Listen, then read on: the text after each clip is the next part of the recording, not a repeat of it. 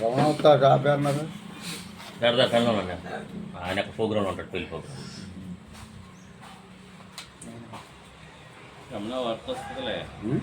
చెప్పండి.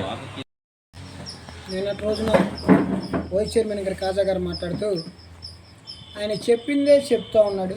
ఏదో నేనేదో పేపర్ చూపించానని, ఆయన కూడా చూపించిన పేపరే. ఒకసారి ఒక శంకుస్థాపన చేసినప్పుడు దాన్ని మీ అందరికీ తెలియజేసేప్పుడు పేపరే తీసుకొస్తాం. ఆ పేపర్లో ఉన్నది ఏం చెప్పాం మేము, అది ప్రోటోకాల్కి విరుద్ధంగా జోగి రమేష్ గారు వేసినటువంటి పాలక వర్గం వాళ్ళు వెళ్ళిపోతూ వాళ్ళంతటా వాళ్ళు వేసుకున్న రాయిలో వాళ్ళకి నచ్చిన పేర్లు వేసుకున్నారని చెప్పి మేము ఫస్ట్ నుంచి చెప్తున్నాం, ఇప్పటికీ చెప్తున్నాం.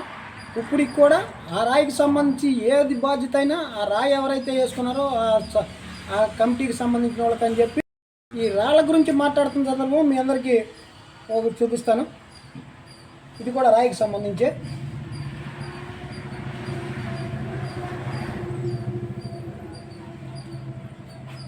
ఇరవై మూడు 9/2025 ఇక్కడ శిలాపాలకమైన పురపాలక సంఘం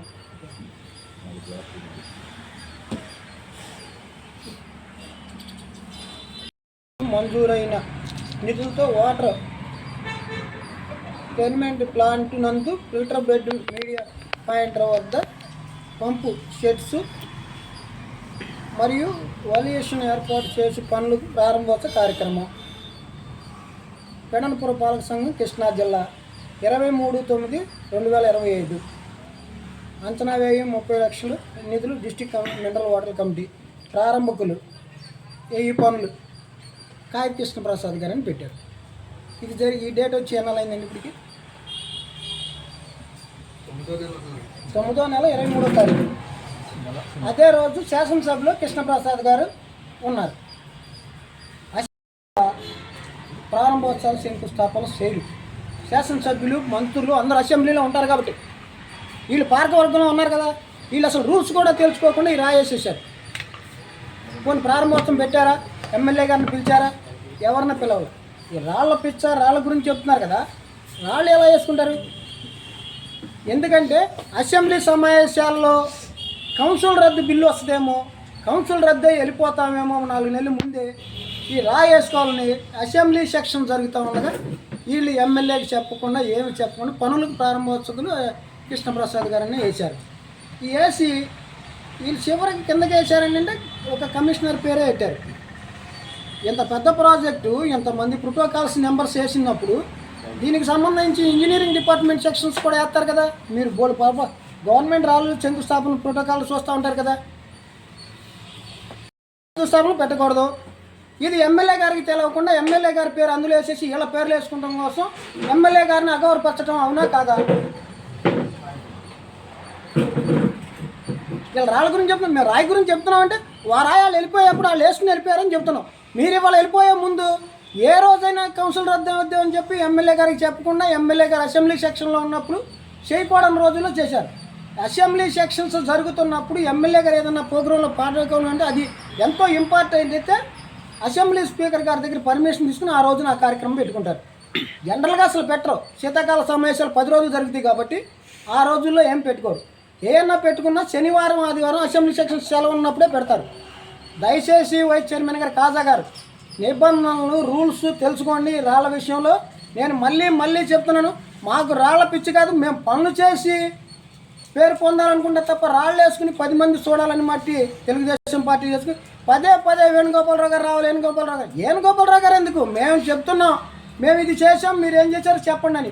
మీకు ఇలాంటివి చేస్తున్నారు కాబట్టి దీని మీద మరి ఎమ్మెల్యే గారు కూడా పై అధికారులతో మాట్లాడతారు. తప్పనిసరిగా శాసనసభ్యులు వారికి అగౌరవపరిచే కార్యక్రమం వీళ్ళు ఎవరేం చేసినా తెలుగుదేశం పార్టీ పడన పట్టణంలో ఊరుకోమని చెప్పి ఈ రాయి మీద మరి డిస్టిక్ అధికారులకు కూడా తెలియజేస్తామని చెప్పి సందర్భంగా తెలియజేస్తున్నాం. ఉదయపూర్వక నమస్కారాలు. వైస్ చైర్మన్ కాజా. నేను సంబాలు తీశాను. నా స్థాయి ఏంటి? నేను మాజీ మున్సిపల్ చైర్మన్, వైస్ చైర్మన్. నేను సంబాలు తీసుకెళ్లే స్థాయి నాదా? ఏం మాట్లాడుతున్నావు? పిచ్చకి మాట్లాడుతున్నావా లేకపోతే ఏదో నోటుకు వచ్చి నేను చెప్తున్నావా? నాకైతే అర్థం కావట్లేదు. కానీ నేను సంబాలు తీసుకెళ్తామేంటి? అసలు నీ స్థాయి ఏంటి, నా స్థాయి ఏంటి? నేను పెడంలో సుదీర్ఘంగా 30 సంవత్సరాల నుంచి ఉన్నాను రాజకీయాల్లో. ఏ ఒక్కడికాడ నేను ఒక మాట మాట్లాడింది లేదు. నాకు ఎవడి పెడంలో విమర్శించింది కడతలేదు. నువ్వు విమర్శిస్తున్నావు. నేను చెప్పింది బొడ్డు వేణుగోపాలరావు గురించి నువ్వు మాట్లాడదాం కరెక్ట్గా అని చెప్తే దాన్ని బారుగా చాటబారు చేసుకొస్తున్నావు. చేసుకున్న తప్పులేదు, మేము మాట్లాడదాం మేము కూడా. కాకపోతే అలాంటి నిదారార్థమైన ఆరోపణలు చేయడం నీకు సిగ్గుచేటుగా నాకేం కాదు. నా పెడనంలో నేనేంటో ప్రజలందరికీ తెలుసు, మీ కుటుంబం ఏంటో మీరేంటో అందరికీ తెలుసు. అది ఒకటి. తర్వాత మసీదులో ఇస్తే నేను దాచుకున్నాను. మసీదులో 1,50,000 కాదు 10 లక్షలు నాకే ఇస్తారు. కానీ నేను జాయింట్ సెక్రటరీగా పిలిచి ఈ పని చేయండి ప్రమాణించేవాళ్ళు నేను మొట్టమొదటి మసీదులో, మా మసీదు చిన్న మసీదులో మేమేం చేసాం, విజయవాడ నాకు తెలిసిన నా ఫ్రెండ్ నాకు డబ్బులు ఇవ్వాలా, నాకు చెప్పాడు ఎంత ఖర్చు అవుతుంది ఏంటంటే మా సెక్రటరీ గారిని కనుక్కో, నువ్వు దగ్గర నుంచి చేయిస్తాడు, నాకు అంత టైం ఉండదని చెప్పాను. నేను డబ్బులు తీసుకోవాలి ఆయన దగ్గర. నీ పిచ్చ భ్రమల్ని నువ్వెలా మాట్లాడతావు నాకు అర్థం కావట్లేదు. నేను మా మసీదులో ఏంటి నేను డబ్బులు తీసుకుంటూ దాచుకుంటూ నాకెంత అవసరమా? అదొకటి. నేను అలా కాదు. మా సెక్రటరీ గారు మొత్తం పని చేయించారు. మా మిత్రుడు చనిపోయాడు, అయినా అది తీసుకొచ్చేవాడిని. అయినా నేను ఎక్కడక్కడ డబ్బులు ఎవరో తీసుకునే అలవాటు నాకు ముందు తెలియదు. మొన్న చెప్పాను, ఇవాళ చెప్తాను. తర్వాత పాస్ పుస్తకం మసీదులో మాకు 4 ఎకరాల 370 సెంట్లు పొలం ఉంది. పెద్దల నాటి పొలం మసీద్కి చాలామంది అవుతుంది. మసీదులో పాస్ పుస్తకాలకి నా కమిటీలో నాకు చెప్తే నేను దాని ఎంఆర్ఓ గారితో వీళ్ళందరినీ తీసుకెళ్ళి మాట్లాడి పాస్ పుస్తకాలు ఇప్పించగలను. కానీ నాకు తెలియకుండా వాళ్ళు తీసుకున్నారు. నేనేమల్లా కమిటీ మీటింగ్లో పాస్ పుస్తకం తెచ్చాము, 1,25,000 ఖర్చు అయిందన్నారు. ఒక్క పాస్ పుస్తకానికి 1,25,000 ఎలా ఖర్చు అవుతుంది అని నేను అడిగా మా కమిటీ వాళ్ళని. దానికి వాళ్ళు ఏదో సమాధానం సరిగ్గా చెప్పలేకపోయారు నాకు. అయితే నేనేం చేశానంటే విఆర్ఓకి, ఏమయ్యా నువ్వు సాహిబు గారు మేము సాహిబులు, మసీదు ఒక మసీద్కి 1,25,000 తీసుకుని పాస్ పుస్తకం ఇచ్చామంటే నువ్వు జన్మలో ఒక మసీద్ ద్రోహిగా మిగిలిపోతామని చెప్పాను. ఏదన్నా 40,000 25,000 20,000 తీసుకుంటారు సాధ్యమే. ఎంఆర్ఓ గారు అడిగా. ఎంఆర్ఓ గారు సార్ 1,25,000 తీసుకున్నారంటే నాకు తెలియదు అన్ను గారు అని చెప్పాడు. మన బంధువులు చేస్తున్నాడు ఎంఆర్ఓ గారు. నేను ఇన్ని కేకలేసి అంత డబ్బులు తీసుకుంటున్నావు, మా వాళ్ళని అమాయకత్వం చేసి నువ్వు నాకు చెప్పకుండా నీకు ఇచ్చాడు డబ్బులు అని. అంతవరకే కానీ పొలాలు నెంబర్ నా పేరు మీద ఎట్ట ఎక్కుతుంది? మసీదు పొలంలో నెంబర్లు ఎక్కించి నేను ఏం చేస్తాను? నాకు అంత అవసరమా? నేను ఎప్పుకుంటే మసీదు వాళ్ళు ఊరుకుంటారా? మసీదులో ఒక్కడు పెత్తను కాదు, నేను 100 మంది పెత్తను. 100 మంది నన్ను ఊరుకుంటారా? తొక్కి నార తీస్తారే. నీ పేరుని పాస్ పుస్తకం రావడం, నీ పేరుని అడంగల్ ఎక్కడం ఏంటండి? అదేం జరిగేది అది కాదు. నువ్వు ఏంటి మాట్లాడతావు? మధ్య ఉండి మాట్లాడుతున్నావు, మధ్య లేక మాట్లాడతావు నాకు తెలియదు. అవసరమైతే నేను మా కమిటీ వాళ్ళని చెప్పి నీకు కవర్ చేస్తాను. నీ దగ్గర దమ్ముంటే మా మసీద్కి రా. నేను ఏనాడైనా ₹1 మసీదులో డబ్బులు నేను వాడను, తీసుకోను. నేను వసూలు చేస్తా. వేసి నేను చైర్మన్గా ఉండగా వేసి వేయించాలా మసీద్కి అని చెప్పారు నాకు. నేను అందరినీ పిలిచి ఫస్ట్సారిగా నేను ఒక ఏసీ రాశాను. అక్కడ నుంచి మిత్రులందరూ కూడా ఏసీలు రాశారు, డబ్బులు ఇచ్చారు, అన్నీ ఇచ్చారు. దాదాపు 12,000 12 లక్షలు 10 లక్షలు అయినాయి. అది లెక్క అంతా జాయింట్ సెక్రటరీ దగ్గర ఉంటుంది. అతను చదివి వినిపించాడు. నేను మాత్రం ₹1 ఎక్కడ తీసుకొని కాదు. ఎందుకంటే నాకు రాయడం రాదు, వ్యాపారం కాదు. మసీద్ సొమ్ము తేడా జరుగుద్దేమో నాకు భయం. మేము మొమ్మడిన్స్, మేము ఆ కులం ఈ కులంలో పుట్ల సాయిబులు, ఒరిజినల్ సాయిబులు మేము. మాకు భయం ఉండదు. ఆ కులం ఈ కులం అయితే తినేస్తారు, నేను కాదన్ను. సాయిబుల్లో వేరే కులాలు తింటారు, దానికి తప్పులేదు. నేను అలాంటి వాడిని కాదు. అదొకటి. నేను కానీ ఎక్కడ నెంబర్లు ఎక్కి ట్రాన్స్ఫర్ చేయించాల. ఆడు వెళ్తా నాకు చెప్పాడు, నేను మందులు వెళ్తున్నాను భయ అని. ఆడి మీద విరోధం కాదు, నువ్వు పాడైపోతావు అని చెప్పాను. ఒకే ఒక మాట. వెళ్తే అక్కడి నుంచి పామర్ వెళ్ళిన సంగతి నాకు తెలీదు. నువ్వు చెప్తున్నావు. అసలు అతని గురించి నేను పట్టించుకోవాలి. నేను జనరల్ ట్రాన్స్పోర్ట్లో అతను వెళ్ళిపోతే నేనేం ట్రాన్స్పోర్ట్ చేయిస్తావేంటి? అది ఏవో ఊరికే మాట్లాడితే డకాటి. నువ్వు డకాటి మాట్లాడితే ఎలా నీకు సాధ్యపడింది? ఆ డకాటి నా వల్ల కాదాలని మాట్లాడతాం, ఆపదాం. ఉన్నాయి, నిజం చెప్తా. నువ్వు నిన్న చెప్పావు, నువ్వు నీ సర్టిఫికేట్ చూపించావు, తప్పు లేదు. కానీ నువ్వు తప్పు చేసావు, పోలీస్ స్టేషన్కి వెళ్ళావు, పోలీసులు పట్టుకున్నారు, నీకు తీసుకెళ్ళి లోపల పెట్టారు. అది మాత్రం గ్యారంటీ. నువ్వు ఏ చూపించుకున్నా నొప్పు లేనిది పొగరాదు. నువ్వు వెళ్ళావు కాబట్టి వచ్చింది. అది తెలుసు, ఊర్లో అందరికీ తెలుసు. నా ఒక్కడికి అందరికీ తెలుసు, ఎవరు మాట్లాడరు. ఇవాళ మీకు నాకు వైనం జరుగుతుంది కాబట్టి నేను మాట్లాడతాను. ఎవరు మాట్లాడరు, అది ఒకటి. తర్వాత ఇంకోటి, నేను ఎవరు అసలు ప్రాణాల దగ్గర పొలం అంటూ కొనలా. నా పొలం అనుకో నేను మామూలుగా కొన్నాను రైతుల దగ్గర, డాక్యుమెంట్లు ఉన్నాయి. ప్రతి ఒక్కడ అదర్ క్యాస్టే నేను కొన్న పొలం. చిన్నప్పటి నుంచి పొలాలు కొన్నాను కానీ ఇంకేం బజార్లో ఆస్తులు కొనలా. పొలాలు కొన్నాను, ఉన్నాయి, నాకు ఆస్తి ఉంది నాకు. అయినా నేను ఎవడ ఆస్తికి ఆశపడేవాడిని కాదు. నేను ఎప్పుడు కూడా ఉన్నట్టు మొహం మీద చెప్పడం, నాకు నేను మొహం మీద చెప్తాను కాబట్టి నాకు కొంతమంది నాతో విరోధిస్తంగా ఉంటారు, తప్పు లేదు. ఏదైనా న్యాయమే గెలుచుద్దనే ఒక ముండి ధైర్యంతో నేను ముందుకు వెళ్తాను. అదొకటి. ఈయన గారు నాకు కత్తిని కూడా తినే రకాలు మీరు అన్నారు. మా స్థాయి ఏంటి, నీ స్థాయి ఏంటి? మీ నాన్న మాకు బాగా అవుతాడు రా సన్నసి. వాడు గుట్టల కుండలు వేసుకొచ్చాడు, మా బాబాయ్ తీసుకొచ్చాడు ఆయన వెళ్ళి. అక్కడ ఏం బతుకు తీరు లేకపోతే వచ్చి నాకు ఎక్కడున్నా నేను గారు వడ్డీలు దగ్గర సావిళ్ళు, ఎక్కడ ఇల్లు లేకపోతే డబ్బులు లేని పరిస్థితి, ఆ సావిడిలో బతికాడు, పొలవాళ్ళు సావిళ్ళు. నేను అట్లా విమర్శించలే, దొరక నీకు. కానీ కక్కుని కూడా నన్ను అంటున్నావు కాబట్టి నేను విమర్శిస్తున్నా. నువ్వు మీ నాన్న తెల్లారదామని సైకిల్ వేసుకెళ్ళి యాట్లు అమ్మాడని చెప్తున్నావు కదా. మీ నాన్న తెల్లారదామని 3ంటికి 2ంటికి లేచేవాడు. కడంలో ఉన్నటువంటి కోళ్ళ ఫారాలని తిరిగేవాడు. సచిన్ కోళ్ళు బయటపడేసి ఉంటే తీసుకెళ్ళి జింజర్లు అమ్ముకొచ్చేవాడు, పెడల్లో అమ్మేవాడు కాదు. నువ్వు నన్ను కక్కిని, నేను ఎక్కడ తిన్నాను కక్కిని కూడా చూపించు. నా దాంట్లో ఎక్కడ తేడా ఉంది? నేను మున్సిపల్ చైర్మన్గా చేశాను, ₹1 కూడా ఎక్కడ తీసుకోవాలా, ఎవరి దగ్గర కాడ. నీ అమ్మటి ఉన్నారు కౌన్సిలర్లు, ఇవాళ నేను లేకపోయినా వాళ్ళందరూ ఉన్నారు కౌన్సిల్, వాళ్ళని అడుగు. నేను చైర్మన్గా తీసుకున్నానా? చైర్పర్సన్గా ఉన్నప్పుడు నేను ఆయిల్ అమ్మానా? లేదా ఆయిల్కి నాకు సంబంధం ఉందా? అధికారులు చూసుకున్నారు తప్ప నేను మీటింగ్ కండక్ట్ చేసేవాడిని. నేను 2 రోజులకు 3 రోజులకు మున్సిపాలిటీకి వెళ్ళేవాడిని. నీలాగా పొద్దున్నే మున్సిపాలిటీకి వెళ్ళిపోవడం, అక్కడ నీళ్ళు అమ్ముకుంటాం, ఆ ట్యాంకర్లోకి నీళ్ళు అమ్ముకుని నేను అటెండర్ కుర్చీలో కూర్చుంటాం వైస్ చైర్మన్గా. నేను అలా ఎక్కడ చేయలే. నేను వెళ్ళా అసలు మున్సిపాలిటీకి. నేను 5 సంవత్సరాల్లో కూడా ఎప్పుడో అద్భుత దాకా వెళ్ళాను కానీ రోజు మున్సిపాలిటీకి వెళ్ళిన రోజు ఏది లేదు. నేను వెళ్ళలేదు కదా. నేనేం సంపాదించాల. నువ్వు ఇవాళ 2 కోట్ల పైన సంపాదించావు ఒక వైస్ చైర్మన్ పెడల్లో. ఎవరు సంపాదించాలా? 7 కోట్లు వర్క్ చేసావు నువ్వు. గొడ్లమనోతను రాజాని పెట్టుకుని 7 కోట్లు నువ్వే చేసావు. తర్వాత రాజా నా దగ్గర 3 ఎకరాలు మట్టి తోగి వెళ్ళిపోయాడు 5 లక్షలు ఇచ్చి. ఇంకా 4 లక్షలు నాకు ఇవ్వాలా గారు, మాకు లాస్ వచ్చిందని అన్నాడు. నువ్వు నాకు డబ్బులు ఇవ్వాల్సిందని నిలబెట్టా. నీ పార్ట్నరు అయినా నేనేం అడగల. నువ్వు నా దగ్గర రాలా మట్టి ఇమ్మని. నేను నా చరిత్ర చెప్తున్నా. నువ్వు నాకు అంటున్నావు ఆయిల్ అమ్మానంటావా? నేనా? బండారా ఆనంద్ ప్రసాద్ మొత్తం బళ్ళకి ఆయిల్ కొట్టి తెల్లారుదాం లేచి ఆయిల్ కొట్టి ఆయిల్ అమ్మేవాడు. ఆయిల్ వేయించేవాడు బళ్ళకి. ఆయిల్ మెయింటెనెన్స్ అతను చూసేవాడు. నేను వైస్ చైర్మన్ ఉన్న టైంలో నేను మున్సిపల్లో మీటింగ్లో అడిగా, అధికారులు చేసే పని చైర్పర్సన్ గారు మీరు చేస్తున్నారండి అని. దానికి ఆయన సమాధానం ఏం చెప్పలా. నేను 2 సార్లు అడిగినా చెప్పలా. నేను కూడా అంత లోపలికి వెళ్ళడం కరెక్ట్ కాదని చెప్పి నేను కూడా ఆగిపోయాను. వాళ్ళు చేశారు. మీ పార్టీ ఉన్నటువంటి చైర్పర్సనే ఆయిల్ వ్యాపారం చేశాడు. నన్ను అంటామేంటి? నేను ఏనాడు కాడ 1 లీటర్ ఆయిల్ తీసుకెళ్తాం కానీ ఒక మాట మాట్లాడతాం కానీ మీ ఇప్పుడు లోపల ఎప్పుడున్న అధికారులు ఇప్పుడు ఉన్నారు. ఆరా చేయండి. ఏ విషయంలో నేను ఇక్కడే ఉన్నాను, వస్తాను. మున్సిపాలిటీ కావాలని మీరు ఎక్కడ కావాలని అక్కడికి వస్తాను. నేను చేయను కదా.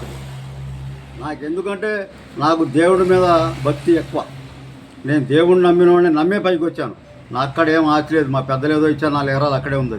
నేనుగా సంపాదించిన ఆస్తి కష్టపడి. అంతే తప్ప నీలాగా బతుకులాని బతుకు. నీ కులం ఏంటో అంటే నువ్వు నన్ను అడుగుతున్నావు, నీ కులం ఏంటంటే నా కులం సాయిబులు, ఒరిజినల్ సాయిబులు, కల్తీ కాదు. నా కులంలో ఒకటికి పుట్టి ఒకటి పేరు చెప్పుకుంటున్నా. నేను సాయిబు అంటే సాయిబునే. నువ్వు సాయిబుల్లో పుట్టి దూదేకులో, మంగళోళ్ళలో, రజుకులో వాళ్ళ పేరు చెప్పుకుంటా సిద్ధంగా ఉండవు. నీకు BCD సర్టిఫికేట్ ఎలా వచ్చిందిరా అంటే వచ్చిందండి. ఎలా వచ్చింది? ఏ కులం నీది అంటే నువ్వు కులం పేరు చెప్పలేని పరిస్థితి. నన్ను అడుగుతావు కులం అంటే నాకు ఎక్కడ నాది సాయిబు. నువ్వు సాయివా? సాయిబు అయితే నీకు రాదు. నువ్వు దూదగుడివా లేకపోతే మంగళోడివా లేదా సాగులోడివా? నువ్వు నిర్ధారించు. నన్ను అంటావేంటి? నేను సాయిబునే మొన్న చెప్పాను, ఇవాళ చెప్తున్నా. అలాంటి పిచ్చి పిచ్చి మాటలు మాట్లాడుకో. చెప్పుకుంటూ వెళ్తే చాటభారం ఉంటుంది ఎవరికైనా సరే. నేను ఛాలెంజ్ చేస్తున్నా ఒకటే, నేను మా మసీదులోకి నువ్వు రా. ఏనాడైనా నేను డబ్బులు తీసుకుని పెత్తనం చేశానా, నోట్తో పెత్తనం చేశానా మా కమిటీ వాళ్ళని అడుగు. నీ ముందే చెప్తారు వాళ్ళు. నేను అక్కడ మాట్లాడను. మొన్న మసీద్ కట్టించాను నేను మా పెద్దలు కాడ దాదాపు 14 లక్షలు వసూలు చేసి ఆడవాళ్ళకి ఇక్కడ మసీద్కి వస్తారు. మా ఆడవాళ్ళు వాళ్ళు కూడా వాళ్ళకి సాల్తల మసీదు సాలిపోతే వాడిని ఎక్స్చేంజ్ చేసాం. 14 లక్షలు దాదాపు ఖర్చు అయ్యి ఒక రషీద్ అని మా జాయింట్ సెక్రటరీ చేశాడు. అతను ఇప్పుడు మొత్తం ఎవరెంత చందా లేదు. నేను ₹1,00,000 చందా వేశాను. నీ జీవితంలో ఎక్కడ మసీద్కి 1,00,000 చందా వేసినా నువ్వు చెప్పు, చూపించు. మీ కమిటీ వాళ్ళతో చెప్పించు. నువ్వు ఇక్కడ మసీద్ పొలం షాదీఖానా కడతాకి ఖదీర్ గారు మా ఆవిడ కలాం మిత్రులు అందరూ వెళ్ళి కొలిస్తే నీ చేనులోకి వచ్చిందని చెప్పి ఆపేశావు. నీ చేను మసీద్ చేను, నీ చేను రోడ్డుకి వెళ్ళింది వదిలేసి కాడ మసీద్ పొలమే నువ్వు కబ్జా చేసి వీళ్ళందరినీ బెదిరించావు. ఏమని? నీకు మీ పొలాలు ఎక్కువ మీ డబ్బులు పెట్టుకున్నారని ఒక బోర్డుకి రాస్తాను, ఒక బోర్డులో చెప్తానని బెదిరించావు మా వాళ్ళకు. వీళ్ళు కామ్గా ఊరుకున్నారు. మసీద్లో ఎవడన్నా పొరపాటు చేసినా, మసీద్ స్థలం గురించి కానీ మసీద్ పొలం గురించి తప్పు చేసినా మసీద్లో ఎలియేస్తారు. అది గుర్తుపెట్టుకో. మసీద్లో మామూలుగా ఉండదు. నేను కానీ నువ్వు కానీ అందరూ ఒకటే, చిన్నోడు పెద్దోడు అందరూ సమానం. మసీద్లో ఎవడైనా మాట్లాడగలుగుతాడు. నీ దగ్గర 2 లక్షలు ఉండి నా దగ్గర 2 లక్షలు ఉండబెట్టి నేను అసలు పెత్తనం వసూలు చేసేవాడిని. నేను పక్కన ఒక సెక్రటరీగా మీరు తీసుకో డబ్బులు అంటాను, వాడు రాసుకుంటాడు. నేను ఎప్పుడు డబ్బులు తీసుకోవాలా. నీ దగ్గర 2 లక్షలు ఉండి ఎవడాపేశాడు రా మసీద్కి రా, మా మసీదు చెప్పు, నీకు ఎవడాపాడో చెప్తాను నేను నీకు. అంతేగాని ఇలానే ఆధారం లేనటువంటి మాటలు ఏదో నువ్వు డకాటీలాగా మాట్లాడి ఊరికి మమ్మల్ని అలరి చేద్దాం అనుకుంటే ఈ పెడనపట్న ప్రజలు ఎవడో నమ్మే పరిస్థితులు లేరు. ఏదైనా అవసరమైతే నువ్వు మాట్లాడుతానంటావు కదా, నేను కూడా మాట్లాడతా. ఇది ఇంతతో అంతమని అంటలా, నేను కూడా మాట్లాడతా. నేను ఏ పొరపాటు చేశాను నిరూపిస్తా. నేనేం చేయని దానికి చేసామని చెప్తాను. అది గుర్తుపెట్టుకోవాల్సిందిగా నీ చైర్మన్ గారు కోరుతూ.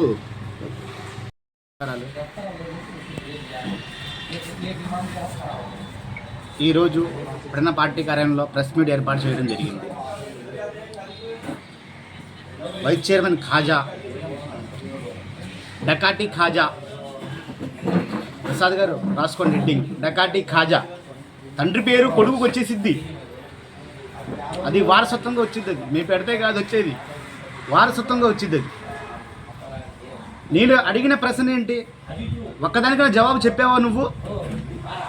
నేను ఆరోపణ దానికి ఒకదానికైనా జవాబు చెప్పావా? చెప్పలేదు. ఏంటంటే మా తండ్రి గారి మీద బురద జల్లే కార్యక్రమంలో ఉన్నావు తప్ప ఏ ఒకటి కూడా. ఆ పిలుపుకి పైడమ్మ లేఅవుట్ వెళ్ళారు, పలోటి 2 లేఅవుట్ కాడ వెళ్ళారు. వెళ్ళి వీళ్ళు అవినీతి ఎలా చేశారో ప్రజలకు వివరించాలి కదా. అక్కడికి వెళ్ళి సందర్శించారు. సందర్శించి ఆక్రమణలు జరిగినాయని నిర్ధారణ చేశారు. ఆ కాలనీలో ఎంత వాటర్ ఉంది, ఎంత ఇసుక తోలారు, ఎంత రోడ్లు వేసారు అంతా వాళ్ళు చూసేశారు. అక్కడికి వెళ్ళి పడవలు తీసుకెళ్తే పోలీసు వాళ్ళు ఆపేశారండి. అవును సార్, కరెక్టే చెప్తాను. పివిరావు గారు నేను చెప్తాను ఉండండి. దమ్ముందా అని అడిగారు కదా. పడవ కాడ అరేంజ్ చేసుకున్నారు. వాళ్ళ మంత్రి జోగి రమేష్ గారు ఉన్నప్పుడు అక్కడ ఎటువంటి మనిషి ఇక్కడ వెళ్ళటానికి వీలు లేదు. మా అవకతవకలన్నీ బయటపడిపోతాయి, అక్కడ ఎవరికి వెళ్ళనివద్దని చెప్పి పోలీసు వారు సహకారం తీసుకున్నారు. పోలీసు వారు సహకారం తీసుకుంటే ఒకటి ఆ కాలనీలు వెళ్ళటానికి లేదు. కానీ వాళ్ళని రామ్ సుధీర్ గారు అభిమానం వల్ల ఎస్ఐ గారు ఏం చేశారంటే వాళ్ళని వదిలేరు. ఎక్కడికి? కాలనీ సందర్శించడానికి. పడవని ఆపేశారు, కానీ వాళ్ళని వెళ్ళి సందర్శించారు. అక్కడ జరిగిన అవినీతి అంతా వీడియో క్లిప్పింగ్లో ఉంది. అది దీనికి నువ్వు రాజీనామా చేస్తానికి సిద్ధంగా ఉన్నావా?